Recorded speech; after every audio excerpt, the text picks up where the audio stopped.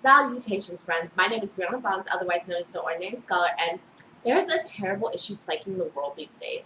And what else could it be than teens in a relationship with literature?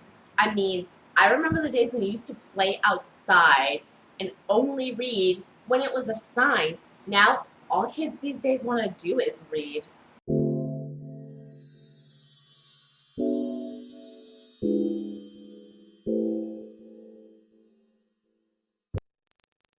Who decided that it's better to remain up to date with your world's popular culture than it is to kick around the ball?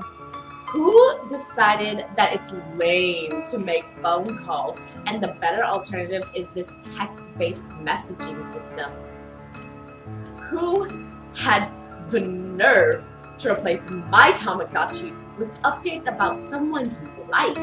Did you know that teens are on text-based social media for 70% of their day?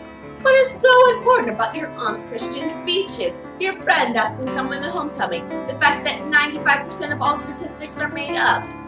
What is so wrong with physical activity? At least in those days, we could spell horse and use vowels instead of numbers. This has gotten out of hand. We're at the point where we need to ban teens from reading. And it gets worse because they're starting to infect adults and small children with this desire to read. Honestly, there's only one way we can really defend ourselves against such a terrifying endeavor. We must ban all reading. This means that every device that can show text will be destroyed. We'll only be left with those electronic picture frames, but if you are caught with so much as one meme, you will be thrown into the nearest volcano. This law will ban textbooks, so all teaching must be done through speech and repetition, and absolutely no writing will be allowed because writing is just a gateway to a long addiction to reading. And God help you if you want to read up on this law and learn about the repercussions of breaking it, because reading this law will earn you a life sentence of watching the Rick Astley music video. God, reading is such a problem, teens don't even know what that reference is anymore. Hold on, I need a minute. Now, some may say that it's over-dramatic or outrageously stupid to completely outlaw reading. But how will the poor children learn without their textbooks? Well, now's the chance to really advance the American education system. Because what is the purpose in spending taxpayer money to pay teachers when in classes of 30 plus we have to rely on a book to teach? But what about adults with reading and writing-based jobs? Sucks to suck. We wouldn't be in this situation if teens hadn't abused their power of literacy. Now everyone has to suffer. The problem we're having with this law is that everyone keeps focusing on the small problems, like the potential dissolving of our government. What we really need to do is take time to appreciate the potential this law has. For instance, power consumption would drop exponentially due to the lack of electronics, and paper use would be almost insignificant, meaning we would never have to worry about another 16-point double-spaced Times New Roman fonted essay again. Not to mention the fact that Americans as a whole will be a lot healthier, not only from people going outside for entertainment, but also from our circadian rhythms realigning to the sun's rotation. Hello? What? You're saying the Earth rotates around the sun? Well, it looks like there's not a science class for me to fail anymore.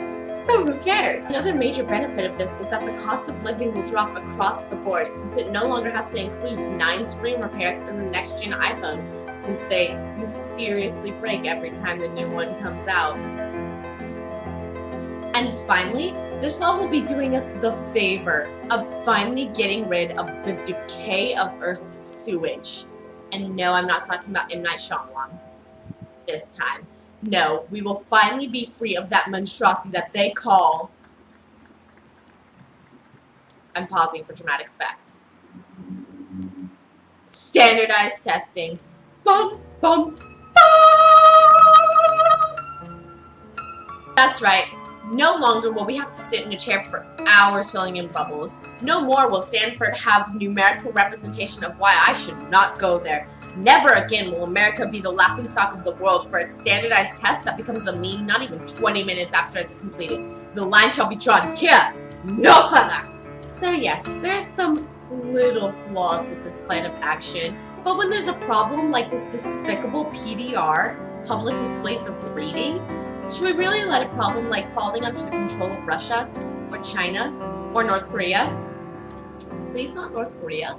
Get in the way of what's right?